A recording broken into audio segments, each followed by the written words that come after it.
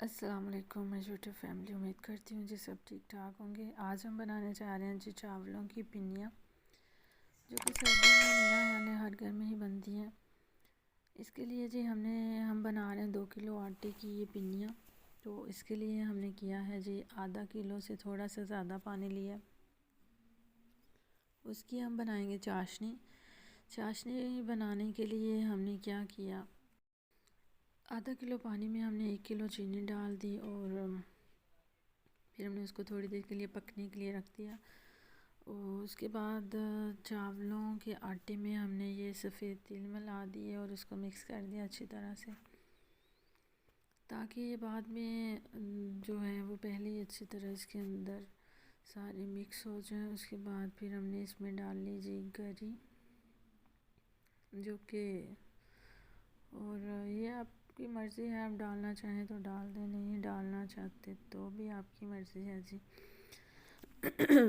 उसके बाद फिर हमारी चाशनी ऑलमोस्ट बन गई थी। इसमें हमने जी डाल दिया देसी घी और मक्खन, और जब इसकी शक्ल तकरीबन ऐसी हो जाए तो फिर इसको उतार लेना चाहिए। अब हमने इसमें डाल दी मूँगफली। मूँगफली डालने के बाद हमने इसमें डाल दी वो चाशनी और इसको अच्छी तरह से मिक्स कर लिया। मिक्स करने के बाद हमने इसकी अच्छी तरह पहले इसकी मिक्सिंग करनी है जी, कहीं से इसका कोई आटे वाला सीन ना रह जाए।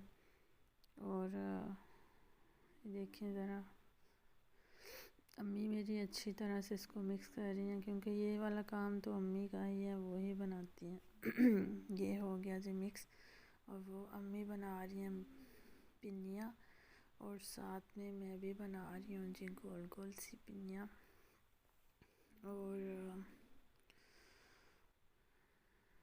क्योंकि ये जब आटा ठंडा हो जाए तो फिर इसकी पिन्नियाँ नहीं अच्छी बनती, इसलिए इसको गरम गरम को बनाना पड़ता है।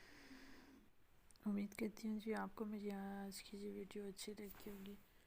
चैनल पे न्यू है तो चैनल को सब्सक्राइब कर दीजिए, वीडियो को लाइक कर दीजिए, शेयर कर दीजिए। मिलते हैं एक और नई वीडियो के साथ, तब तक के लिए इजाज़त दीजिए जी। अल्लाह हाफ़िज़।